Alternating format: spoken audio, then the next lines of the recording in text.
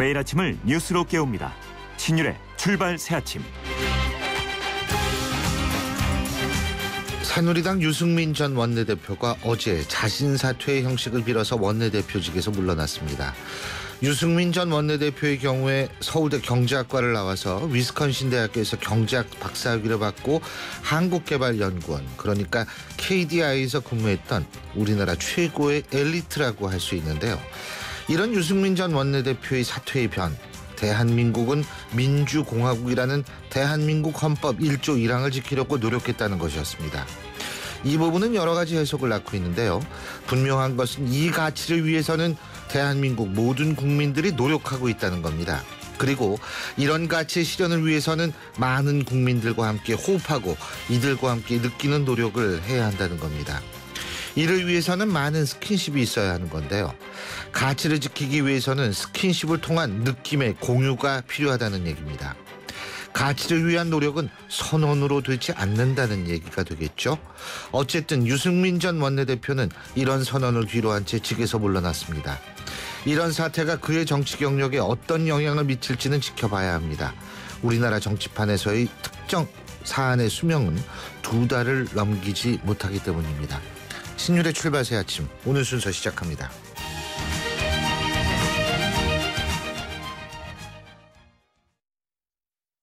자연이 선물한 갈색 솔잎에 옛 어머니의 지혜가 더해지면 들리세요? 잠든 생기를 깨우는 갈색 솔잎의 놀라운 능력. 매일 생기로워져요. 첫 피부처럼. 한율 율려원액. 한국 타이어가 전하는 여름 소식. 다음 중 불쾌지수가 가장 높은 건 땡볕더위, 짜증나는 모기, 휴갓길 차고장. 올여름 T스테이션에 오시면 타이어, 배터리, 엔진오일, 냉각수 등 10가지나 꼼꼼하게 체크해드려요. 이런 게 바로 스마트케어. T스테이션. 신율의 출발 새아침. 촌철살인 헤드라인. 촌철살인 헤드라인, 오늘도 이숙현 시사 칼럼니스트 모셨습니다. 어서 오십시오. 네, 안녕하세요. 예, 뭐 첫 번째 얘기는 당연히 유승민 전 원내대표 얘기겠죠? 네, 일단 제목은 박수라고 잡아봤습니다. 새누리당 의원들이 원내대표 사퇴 권고안을 박수로 통과시켰습니다. 예. 유승민 원내대표는 어제 김무성 대표로 의원총회 결과를 통보받고 즉각 기자회견을 열었는데요. 먼저 거치 문제를 둘러싼 혼란에 대해서 죄송한 마음이다라고 입을 열었는데 이어서 이런 얘기를 했습니다. 이 자리를 끝내 던지지 않았던 것은 자신이 지키고 싶었던 가치가 있었고 그것은 법과 원칙 그리고 정의였다고 강조를 했습니다. 그러면서 자신의 정치 생명을 걸고 대한민국은 민주공화국임을 천명한 우리 헌법 1조의 가치를 지키고 싶었다라고 강조하기도 했습니다. 유승민 원내대표가 직을 내놓으면서 이 법과 원칙이란 단어를 강조했는데요. 다분히 청와대를 겨냥한 것으로 해석되고 있습니다. 지난 2월 2일 날 취임했었는데요. 156일 만에 자리를 떠나게 됐습니다. 그렇군요. 근데 뭐 여러 가지 분석과 주장이 있더라고요. 그러니까 떠날 때는 말없이라는 노래 가사처럼 그랬어야 되는 거 아닌가 하는 의견도 있고 뭐 이런 얘기를 잘했다라고 얘기하는 측도 있는데 어쨌든 가치를 얘기하는 거야 본인의 자유겠죠. 근데 이제 일부에서는 또 그런 비판도 있어요. 선언은 있고 행동은 없었다라는 얘기를 하는 경우도 있기 때문에, 그러니까 이번 사태 전에 그런 얘기도 있기 때문에 상당히 역시 논란의 소지는 갖고 있다, 이런 얘기들이 많은 것 같은데. 앞으로 지켜봐야겠죠. 이제 앞으로 이런 정치 역경이 이분의 정치적 미래에 어떤 영향을 미칠지는. 거의 뭐 의원총회에서 나온 여러 가지 발언이 있었는데 30여 명의 발언을 했다고 하는데요. 그 중에서 어쨌든 일부 의원들은 여전히 그 원내대표 이제 물러나는 것에 대해서 반대하는 입장도 있었지만 다수는 억울해도 참아라, 어쩔 수 없이 내놓을 수밖에 없는 거 아니냐, 뭐 이런 의견이 많았다고 하죠. 그러니까 어쨌든 예정대로 결론이 난 것 같습니다. 네. 그렇죠. 근데 이제 어쨌든 뭐 일부에서 뭐 대선 후보, 대선 출마 선언이다라는 그런 주장도 있는데 우리나라 제가 앞서도 말씀드렸지만 정치판에서 특정 사안의 수명이라는 게 이 2달을 넘지 못하거든요. 금방 잊어요. 그러니까 예를 들면은 오세훈 전 서울시장이 왜 무상급식 투표했잖아요. 네네. 그때 뭐 보수의 아이콘으로 떠오른다 막 그러다가 결국 세월이 흐르니까 네. 지금 오세훈 전 서울시장 물론 이제 정치 재개의 어떤 꿈틀거림이 있습니다만 뭐 지금 굉장히 핫한 주목을 받고 있는 정치인이다. 이렇게 얘기하기 또 좀 무한 측면도 있고 그래서 이게 어떻게 될지는 본인 하기 나름이라는 생각이 들어요. 다음 헤드라인은 어떤 겁니까? 핫바지입니다. 핫바지. 하루아침에 파트너를 잃어버린 사람이 있죠. 바로 새정치민주연합의 이종걸 원내대표인데요. 이 원내대표의 독설이 계속되고 있습니다. 일단 어제 오전 회의에서 이런 얘기를 했습니다. 이 대통령과 친박은 배신자 유승민을 쫓아내는 데 성공할지는 모르지만 국민을 핫바지로 여기는 대통령의 태도를 더 따갑게 쳐다볼 것이다. 이렇게 비난하고 나섰습니다. 관련해서 새정치연합 소속인 이상민 법제사법위원장은 어제 그동안 야당이 예고했던 대로 지난 1998년 국회법 개정안을 재발의한 상태입니다. 일명 박근혜법으로 불리는 이 국회법 개정안은요. 지난 1998년 12월에 당시 안상수 의원이 대표 발의했던 개정안인데 이것을 그대로 제출했습니다. 뭐 이유는 당시 박근혜 의원이 공동 발의자로 참여했기 때문이라는 게 야당의 설명입니다. 예, 어쨌든 존재감 이게 이제 이걸 기회로 해서 야당은 자신의 존재감을 굉장히 부각시키려고 노력을 해야 되는 거 아니겠어요? 네. 근데 그게 또 어느 정도 성공적인지는 아직까지는 글쎄 모르겠어요. 근데 여기도 혁신위에서 발표하는 거 보면 깜짝깜짝 놀래요. 최고위원을 없애고 네. 사무총장을 없애고 또 하나 어제는 뭐 총선 끝난 다음에 대표를 이 지도부가 사퇴한다라는 얘기까지 했죠. 그래서 최고위원회. 네. 그래서 일단 김상곤 혁신위원장이 얘기한 건 이겁니다. 이 풀리지 않는 매듭은 자른 것이 맞다. 뭐 근데 왜 이렇게. 지금 안 자르는지 그게 궁금해요. 왜 총선 끝난 다음에 그러죠? 총선 전에 해야 되는 거 아닌가? 그런데 그 나름대로 논리는 있는 것 같습니다. 일단 어저께 그 새정치민주연합 김상곤 위원장이 2차 혁신안을 발표를 했는데요. 이 개파 청산을 위해서 현재 사무총장 그리고 최고위원제 폐지를 골자로 하는 내용이었습니다. 예. 뭐 실현 가능성과 별개로 어쨌든 내용 자체는 상당히 파격적이었는데요. 만약에 이 혁신안이 확정이 되면 최고위원제는 내년 총선 직후에 없어지게 됩니다. 그렇게 되면 현 지도부는 2년 임기를 채우지도 못하고 조기 퇴진하게 되는 것이어서 상당한 파장이 예상되고 있습니다. 또 지금 개파 갈등의 진원지로 꼽히고 있는 사무총장제를 폐지하고 이 대신에 총무, 조직 그리고 전략홍보본부장 등 5개 본부장 체제로 개편하는 안도 함께 공개가 됐습니다. 일단 문재인 대표는 이 혁신위안을 존중한다 이런 입장이지만 일부 최고위원들은요 상당히 불편한 기색을 보이고 있습니다. 이왕 불편하게 만들려면 제가 볼 때는 총선 전에 이걸 없앤다. 라고 얘기를 하는 것이 맞지 않을까라는 생각이 들어요. 왜 그러냐면 사실 이게 개파가 문제가 된다면 이 사실 공천이라는 것이 또 개파별 지분 나눠먹기가 될 수가 있는 거기 때문에 네. 그걸 왜 총선 후에 없애게 되는지 그것도 잘 모르겠고 두 번째는 뭐냐면 직과 역할이라는 건데요. 네. 직이 없어져도 역할마저 없어진다라고 생각하는지를 좀 묻고 싶습니다. 직이 없어졌는데 역할은 그대로 남아있다라면 누군가는 다른 이름으로 그 역할을 대신해야 된다라는 얘기 아니겠습니까? 그러니까 그런 측면도 전 궁금하고 마지막으로 하나 더 제가 묻고 싶은 게 있어요. 지금 가뜩이나 새정치민주연합은 당 대표 체제가 새누리당하고는 다릅니다. 새누리당은 1등이 당대표를 맡지만 새정치민주연합은 당대표를 따로 뽑거든요. 네네. 그래서 새누리당보다 좀 더 1인 체제의 성격이 강하다라고 얘기를 하는데 거기에서 최고위까지 없앤다면 더욱더 제왕적 총재를 부활할 그런 우려는 생각하지 않는지 이런 것들을 사실은 좀 묻고 싶어요. 일단 사무총장제에 너무나 많은 힘이 집약됐기 때문에 이제 그것을 폐지하고 총무나 조직 이런 식으로 본부장제로 간다는 건데 말씀하신 것처럼 여기도 어쨌든 그 어떤 개파의 논리나 조직의 논리가 또다시 적용될 거기 때문에 실효성에서는 좀 문제가 있는 것이 아니냐 이런 지적이 사실 지금 내부에서도 나오고 있습니다. 네. 그죠. 네. 그래서 이게 참 이거 보면서 저 매일 아침 웃어요 좀. 이게 웃으면 안 되는데. 웃으면 안 되는 일단 안 되죠. 김상곤 네, 위원장님한테 정말 죄송합니다. 다음 헤드라인은 어떤 거죠? 18.8%입니다. 예. 지난 7일과 8일 이틀 연속 메르스 관련 사망자가 발생하면서요. 지금 어제 현재 사망자는 총 35명으로 늘어났습니다. 이로 인해서 치사율은 18.8%까지 높아졌습니다. 곧 20%를 바라보고 있는 그런 수치인데요.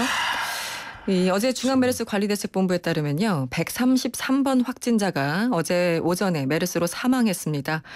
이 환자는 지병은 없었는데 고령이어서 이 고위험군으로 분류돼 있었다고 합니다. 관련해서요. 메르스 사망자 유족들이 국가와 지자체 그리고 병원 등을 상대로 첫 소송을 냈습니다. 예. 오늘 이제 서울중앙지법에 소장을 접수할 예정인데요. 예. 일단 해당 병원에 대해서는 민법 750조를 적용해서 불법 행위 책임을 묻겠다라는 거고요. 예. 또 국가를 상대로는 국가배상법에 의한 공무원 불법 행위 책임을 물을 예정이라고 합니다. 그렇군요. 파장이 좀 커질 것 같습니다. 네. 근데 솔직히 얘기해서 저는 왜 70이 요새 기준으로 보면 고령이라고 아주 쉽게 부를 수 있는 연세가 아니에요. 네. 나이 70은 그렇죠. 네. 이게 그러니까 자꾸 보건당국은 70이면 고령이다. 맨 처음에는 50도 고령이라고 그랬어요. 예?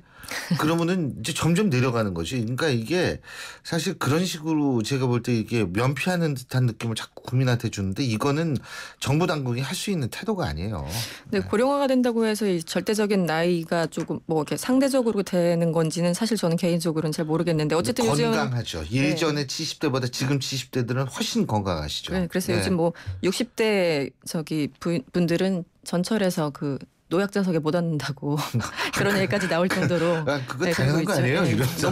너무 젊다. 그래서 못 앉는다고 하더라고요. 네. 예, 오늘 말씀 여기까지 듣겠습니다. 고맙습니다. 네, 감사합니다. 예, 지금까지 이숙현 시사칼럼니스트였습니다. 지금 7시 28분 43초 지나고 있는데요. 자, 지금 교통 상황 알아보겠습니다. 김재훈 캐스터. 네, 출발새 아침 교통정보입니다. 이 전시간 강변북로 올림픽대로 가양대교 내부순환로에 사고와 이 고장차 등 돌발 상황이 상당히 많았었는데요. 모든 처리 작업은 마무리가 됐습니다. 다만 가양대교 구리 쪽으로는 가양대교부터 동작대교까지 강변북로 밀리기 시작하고요. 일산 쪽으로 가는데도 잠실철교에서 한강대교까지 긴 구간 정체입니다. 올림픽대로 하남 쪽으로도 방화대교부터 가양대교, 여의 하류나들목에서 한강대교까지 주춤 하고 공항 쪽으로도 잠실대교에서 반포대교까지 시속 30km 안팎으로 이동을 합니다. 서울 외곽순환고속도로에도 사고 여파를 받는 곳이 있는데요. 이 구리에서 판교 쪽으로 이동하는 길, 구리 남양주요금소 부근 4차로에서 승용차 사고 처리 작업을 하고 있기 때문에 뒤쪽으로 5km 구간 여파를 받고 있고 이후로도 서안암 부근에서 다시금 속도가 떨어집니다. 출발새 아침 교통정보였습니다. 왜 뉴트리라이트 더블엑스는 DNA 건강까지 생각할까요? 매일 유해산소가 우리 몸의 DNA를 공격하기 때문이죠. 비타민과 무기질, 식물 영양소를 담은 더블엑스. 항산화를 통해 DNA 건강까지 생각합니다. 81년 식물 영양소 전문가. 뉴트리라이트 건강기능식품 광고입니다. 사장님, 우리도 화상회의 되면 좋겠어요. 전자결제도요. 회사 메일도요. 우리같이 작은 회사가 그걸 어떻게 다 해? 올레 비즈메카가 있잖아요. 중소기업에 필요한 IT 솔루션을 부담 없이 간편하게. 올레 비즈메카. 문의 080-2580-007. 올레. 신율의 출발 새 아침 1부 순서는 여기서 줄입니다. 잠시 뒤 2부에서 뵙죠.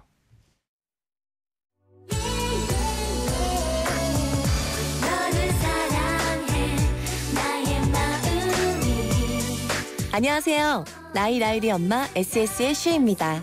팬들과 함께하는 음악의 무대에 못지않게 일상이 가득한 인생의 무대에서도 열정과 진심이 가장 중요한 것 같아요. 24시간 열정과 진심으로 채운 음악, 뉴스, 시사 프로그램까지 94.5MHz YTN 라디오는 가장 감동적인 삶의 무대입니다.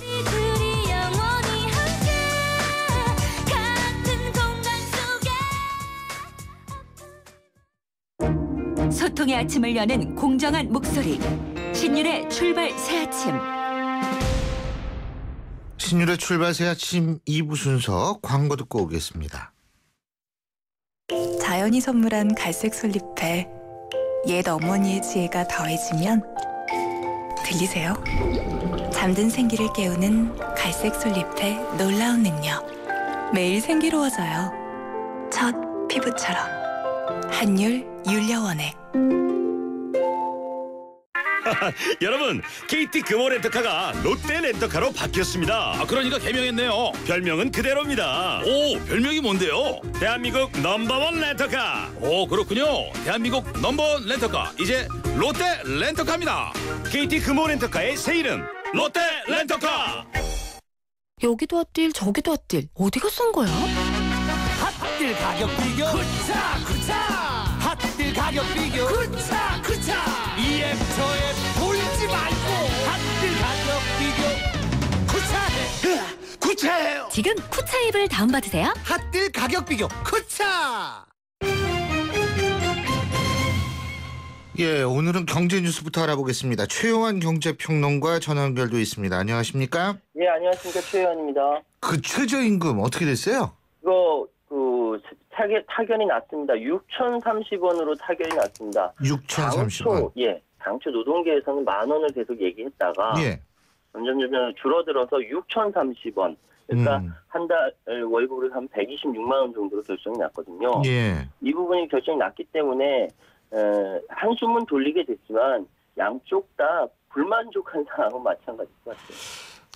그렇군요. 예, 그게 참 근데 이 최저임금이라는 거는 사실 국가 입장에서 볼 때에도 이것을 올려주면 실제로 이 돈은 그대로 소비로 가는 돈이거든요. 소비로 가는 거죠. 그죠? 그러니까 우리가 디플레이션을 걱정하는 지금 상황에선 정부 입장에서 볼 때 사실 더 올려줘야 된다라고 생각을 해야 되는데, 물론 기업들도 지금 어렵기 때문에 그런데 장기적으로 좀 볼 필요가 있지 않을까라는 생각도 들고요. 네, 그런 생각이 들고 있습니다. 예. 아니, 그리고 그리스는 그리스지만 중국은 왜 이래요? 예? 중국 증시가 엄청 빠지죠, 지금. 예, 지금 이게 그리스 사태가 문제가 아니라 우리한테는 중국의 그렇죠. 국가 사태가 더 문제일 것 같습니다. 이 지난달 초에 상하이 종합지수가 5,000을 넘어서 고점을 찍은 이후에 한 달간 중국 정부가 엄청나게 증시 부양책을 펼쳤거든요. 예. 그런데 계속 떨어진 겁니다. 그러니까 상하이 선전 증시에서 전체 2,780개 종목 가운데 7일날은 1,700개가 하한가를 기록하고 8일에도 1,300개가 하한가를 맞았습니다. 거래 중단 신청한 종목은 전날 760개에서 1,400개로 늘었고요. 그런데 중국 증시 특징은 뭐냐면 거래 금액 가운데 개인 투자자 비율이 90%입니다. 계좌 수가 이제 2억 1,300만 개로 집계되긴 했는데, 이러다 보니까 개인 투자자들이 정말 할 말을 있고 요즘 말로 멘붕인 상황인데요. 그러다 보니까 흉흉한 소문도 그치지 않고 있습니다. 실제로 푸젠성의 푸저우 씨나 허난성의 창사시에서 연쇄 자살 사건이 벌어졌고요. 어제 같은 경우는 또 누가 허위로 누가 자살했다, 이걸 좀 중국판 트위터 웨이보에 올리는 바람에 중국 베이징이 막 20대 남자가 허위로 올렸습니다. 막 체포하고 난리가 났습니다. 개미 투자자들에 대해서 현재 상황이 백약이 무효로 폭락이 되면서 개인 투자자들은 땀비덩이 거덜나다 보니까 중국 경제 전반에 다양한 파장이 예상되고 있는데요. 일단 어제 우리 정부 입장에서는요, 아직 직접적인 영향은 없다. 하지만 불확실성은 계속 모니터링하고 있다. 이 정도로 이야기하고 계셨습니다. 아니, 우리나라도요, 중국 펀드에 투자한 분들 꽤 있어요. 굉장히 많죠. 그래서 이게 진짜 좀 그런데, 그리고 또 하나 주식 얘기하니까 이 얘기 좀 해보죠. 코스닥 시장을 대상으로 하는 투자 상품 개발을 활성화하기 위해서 코스닥 150 지수를 개발한다. 이게 그러니까 코스피 200 지수 뭐 이런 거 비슷한 거 아니에요? 그렇죠. 왜냐하면 기존 코스닥 이 프리미어와 코스닥 스타 지수가 경쟁력을 잃었다, 이런 판단 때문인데요. 한국 거래소는 코스피 200을 이제 벤치마크에서 새로운 코스닥 대표 지수로 코스닥 150 지수를 개발하고 오는 13일부터 산출할 계획이다. 어제 밝혔습니다. 이 코스닥 150은 코스닥 시장을 대상으로 하는 이 투자 상품 개발을 활성화하기 위해서 개발하는 것인데, 최근 이제 코스닥 시장이 급성장하면서 이 시장의 방향성에 대한 투자 수요, 그리고 위험을 이제 회피하는 거래 수요 등에 대해서 대비할 수 있는 인덱스 상품에 대한 수요도 늘어날 것이다, 이렇게 설명하고 있습니다. 왜냐하면 그동안 이제 코스닥 시장을 잘 반영하는 대표 지수가 없어서 수요를 충족시키지 못했다. 이렇게 설명하고 있는데, 사실 코스닥 150에 대해서는 기술주 중심 시장인 코스닥 시장의 특성을 반영하면서 시장 대표성과 세트 대표성 있는 종목으로 구성에 따라 얘기를 하고 있는데요. 오늘 설명은 이 정도밖에 못 드리는 것이 산출일이 13일 다음 주 월요일이니까 아하. 이 상황이 나오고 나서 화요일 날 실제 상황이 어떤지 제가 한번 더 추적해서 말씀드리도록 하겠습니다. 예, 감사합니다. 오늘 말씀 여기까지 듣죠. 고맙습니다. 예, 감사합니다. 예, 지금까지 최요한 경제평론가였습니다. 신율의 출발 새 아침. 예, 뭐 반전은 없었다라고 얘기할 수 있겠죠. 많은 사람들이 예상대로 일이 처리됐다 이런 얘기를 할 수 있는데요. 새누리당 유승민 원내대표 의총 끝에 물러났습니다. 그런데 지금 이걸로 당청 갈등, 당내 갈등 모든 갈등이 봉합이 될 수 있을까라고 얘기를 하면 아마 대답은 쉽지 않을 것 같죠. 새누리당 분위기 좀 들어보겠습니다. 새누리당 김성태 의원 전화 연결합니다. 김 의원님 안녕하십니까? 예, 안녕하세요. 저 김성태입니다. 예, 어제 4시간 의총 했는데요. 일부에서는 이 의총이 생각보다 짧았다고 그러더라고요. 4시간도. 그렇게 생각하세요? 지난 6월 25일 날 국회법 제2 요구, 그러니까 대통령이 거부권 행사하면서 정치권에 대한 문제 제기로 인해서 저희들이 당시에도 의총을 한 4시간 40분 했었죠. 예. 발언자가 한 40여 명이었고, 어제 의총 같은 경우는 약 4시간 정도 발언자가 33명이었죠.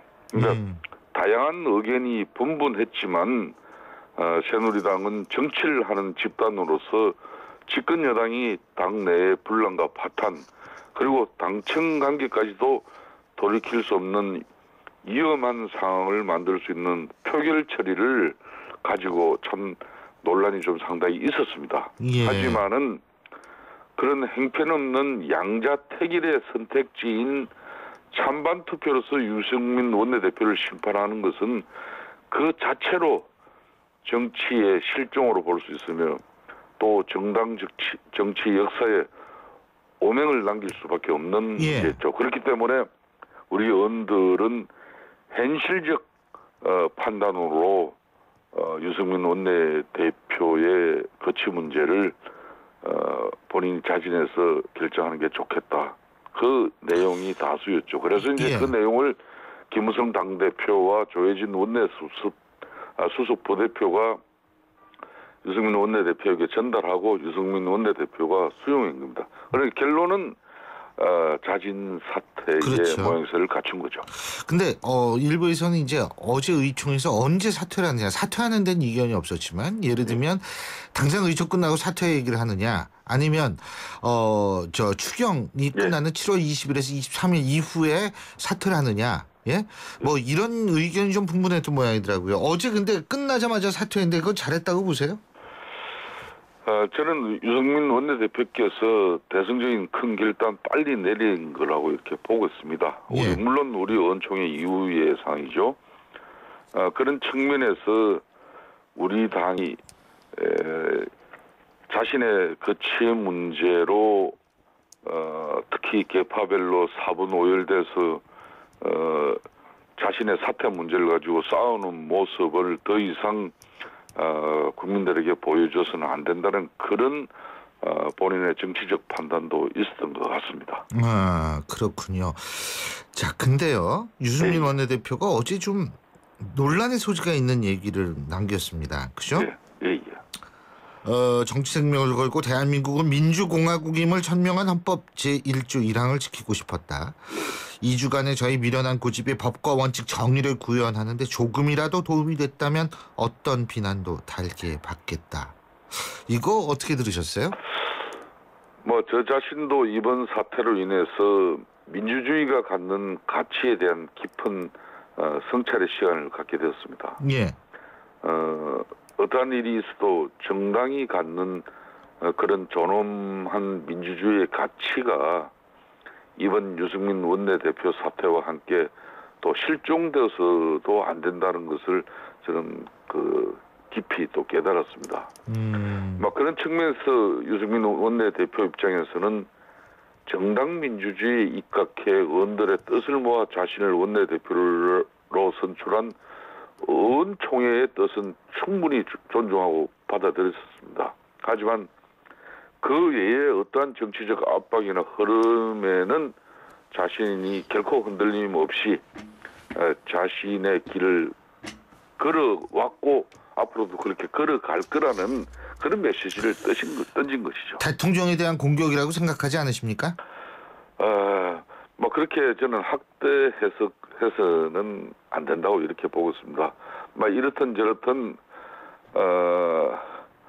뭐 우리 국민들께서도 유승민 원내대표의 사퇴 변에 대해서 또 한편으로는 깊고 애잔한 그런 처절한 진정성을 느낄 수 있었지 않습니까? 그런 측면이라면은 또 유승민 원내대표가 우리 당을 떠나는 사람도 결코 아닙니다. 우리 당의 중요한 자원으로서 훌륭한 자원으로서 또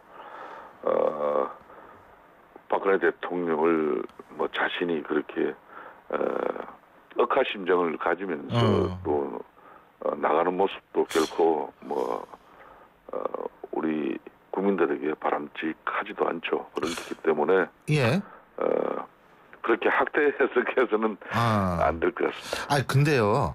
떠나지 않는다고 말씀하셨는데 유승민 이제 전 원내대표죠. 네, 그렇습니다. 일부에서는 공천 받겠냐 뭐 이런 얘기도 나오는 모양이에요. 다음번 총선 때. 지금은 아시다시피 사실상 대통령이 당 총재가 아닙니다. 분명한 당은 당 대표 중심으로 우리가 민주적 의사 절차를 거치면서 중요한 의사 결정은 그렇게 가져가고 있는데 특히 한 사람의 정치 생명이 걸린 이런 공천 문제를 어떠한 그런 사감에 의해서 이렇게 들어올 수는 없습니다. 유승민 원내대표가 자기 지역에서 그동안 지역관리 열심히 하고 또 지역 유권자들의 바람에 부응하는 정치했다면은 결코 지역 주민들이 버릴 일이 없겠죠. 더군다나 지금 김무성 당대표가 중시하는 것에 어떤 경우도 내년 공천부터는 절대 중앙당의 어떤 그런 전략적인 판단에 의한 공천은 하지 않겠다. 철저하게 이 공천은 국민들에게 돌려주겠다는 그런 입장이니까 조금 전에 그 말씀은 그렇게 오래하지 않아도 되지 않겠나 보고 있습니다. 알겠습니다. 어떻게 이제 유승민 전 원내대표 사퇴했으니까 당청 갈등이 봉합이 될까요? 민주주의 사회에서 어느 정당이든 정치 철학이나 이념을 둘러싼 충돌은 뭐 어떻게 보면 상당히 자연스러운 일입니다. 이 같은 대립과 갈등을 통해서 또 생산적인 결과가 도출될 수도 있고 더 나은 대안을 찾아가는 과정의 일부가 될 수 있는 것이거든요. 그런 측면에서 새누리당은 집권 여당으로서 이번 사태를 당내 하악과 소통을 다지고 또 보수 진영 전체의 정체성과 정책 방향을 재점검하는 계기로 삼아서 앞으로 국정 운영에 매진해야 된다고 보고 있습니다. 그렇군요. 그리고 또 한 가지는 뭐냐면 사실은 지금 이번 사태를 겪으면서 박근혜 대통령이 당에 대한 장악력은 또 높아진 거 아니겠어요? 그죠? 뭐 그렇게 볼 수도 있습니다. 그렇다면은 사실 차기 원내대표 같은 경우에 누가 되든 간에 청와대의 눈치를 볼 수밖에 없다라는 의견도 있는데 어떻게 보십니까? 그러니까 친박 비박의 의미가 없다는 거예요. 그렇습니다. 뭐 박근혜 대통령이 당의 장악력이 높아지고 뭐 됐다. 저도 언급결에 답변은 뭐 그렇습니다 그랬는데 그 내용보다는 집권당인 새누리당이 박근혜 정부하고의 더 긴밀하고도 원활한 소통이 중시될 수 있는 그런 이제 아픈 과정을 겪었다. 이렇게 제가 답변이 되면 제가 정확할 것 같아요. 뭐 그렇게 좀 받아주시고. 알겠습니다. 이번 일을 계기로 가지고 다시 뭐 원내대표 또 선출하는 과정을 두고 비박, 뭐 친박 이렇게 갈등이 또 정폭되고 또 치열한 경선을 치른다면은 어떻게 보면 당내 분란과 갈등이 이제 돌이킬 수 없는 그런 갈등으로 점화될 수 있기 때문에 또 당청 관계도 더 큰 악화를 가져갈 수 있기 때문에 유승민 후임 원내대표 선출 과정은 김무성 당대표가 이번에도 사실상 팔 걷어붙이고 수습하지 않았으면은 이게 상당히 갈등의 골은 더 깊어가고 당청 관계는 더 어려졌을지도 모릅니다. 그런 측면에서 예. 김무성 당대표가 많은 의원들의 그 중지를 좀 모아보시고 예. 이렇게 해가지고 합의추대되는 그런 모습으로 당의 단합을 우리 국민들에게 보여줄 필요도 있다고 저는 보고 있습니다. 합의추대, 뭐 많은 분들이 지금 합의추대 얘기가 나오는데 어쨌든 누가 되든 간에 아직도 수평적 당청 관계는 필요하다. 그리고 수평적 당청 관계가 돼야만 한다. 이렇게 생각하시는 거죠, 그러니까 그죠? 그렇습니다. 이번 유승민 원내대표의 사태를 통해서 저희 새누리당은 한 두 가지 정도는 중시해야 됩니다. 예. 첫째는 집권당의 무게가 결코 가볍지 않다는 거죠. 누가 뭐래도 새누리당은 집권 여당이기 때문에 집권 여당이라는 무게가 우리 국민들로부터 결코 가볍지 않으니까. 예. 박근혜 대통령의 국정운영 뒷받침도 그만큼 중요하다는 사실을 이번에 또 우리 당내에 우리가 성찰하는 계기가 됐고요. 또 한편으로는 건강한 당청 관계입니다. 그러니까 수평적인 당청 관계를 지탱하면서 원활한 소통을 이루어낼 수 있는 그런 당청 관계. 앞으로 새로운 원내대표를 당의 합을 통한 합의 초대 형식으로 제가 선출하는 게 중요하다는 말씀을 드린 게 바로 그런 사유죠. 예. 예. 그래서 저희 새누리당이 이 거대 집권 여당이 대통령의 어떤 뭐 입장 표명 하나에 따라서 뭐 이렇게 갔다 저렇게 갔다 하는 그런 모습도 결코 바람직하지 않아요. 그렇기 때문에 건강한 수평적인 당청 관계를 재정립하는 그런 좋은 계기가 됐으면 하는 바람도 있습니다. 아무래도 비박이 되겠죠, 이제 원내대표. 친박 비박 그게 이제 큰 의미가 없습니다. 사실상 우리 의원들 입장에서는 사안에 따라서 이제 이렇게 자기들의 입장들이 명확하게 표명되고 또 표명이 되지 않는 의원들도 많고 그런 가운데 뭐 또 성분을 친박이냐 비박이냐 이렇게 이제 언론들이 구분을 하는데 실상은 평상시에는 별로 그렇게 구분이 되질 않습니다. 알겠습니다. 자, 마지막으로 간단하게요. 지금 당 전체, 당 지도부 전체 책임 논책이 되는 거 아니에요? 이 책임 부분은 사실상 유승민 원내대표 사태를 가지고 일방적인 입장만을 가지고 정치적 압박이나 또 사태를 종용하고 또 당내 갈등이 정폭되는데 최고위원들이 마지막 중재 조정자 역할이 되지 않고 앞에 놨다는 부분은 저도 상당히 비판을 받을 수도 있는 부분이죠. 오늘 말씀 잘 들었습니다. 고맙습니다. 감사합니다. 새누리당 김성태 의원이었습니다. 핫한 여름 식혀주는 최고의 썸머 페스티벌 크루즈 말리부 올란도 캡티바의 디젤 차량 구매 시 최대 280만 원 할인 또는 스파크 크루즈 말리부 올란도 캡티바 알페온 구매 시 최대 3년 무이자 할부 쉐보레와 함께라면 당신의 여름은 더욱 쿨해진다. 7월 한 달간 전 시장 및 홈페이지 참조. Chevrolet, find new roads. 사장님, 우리도 화상회의 되면 좋겠어요. 전자결제도요. 회사 메일도요. 우리같이 작은 회사가 그걸 어떻게 다 해? 올레 비즈메카가 있잖아요. 중소기업에 필요한 IT 솔루션을 부담 없이 간편하게. 올레 비즈메카. 문의 080-2580-007. 올레. 카누 아이스 아메리카노, 카누 아이스 라떼, 카누 아이스 카푸치노. 얼음과 카누 싱글샷만 있으면 여름에도 카누를 다양하게. 카누라면 어떻게 즐겨도 맛있으니까. 세상에서 가장 쿨한 카페 카누. 신율의 출발 새 아침 2부 순서는 여기서 줄입니다. 잠시 뒤 3부에서 뵙죠.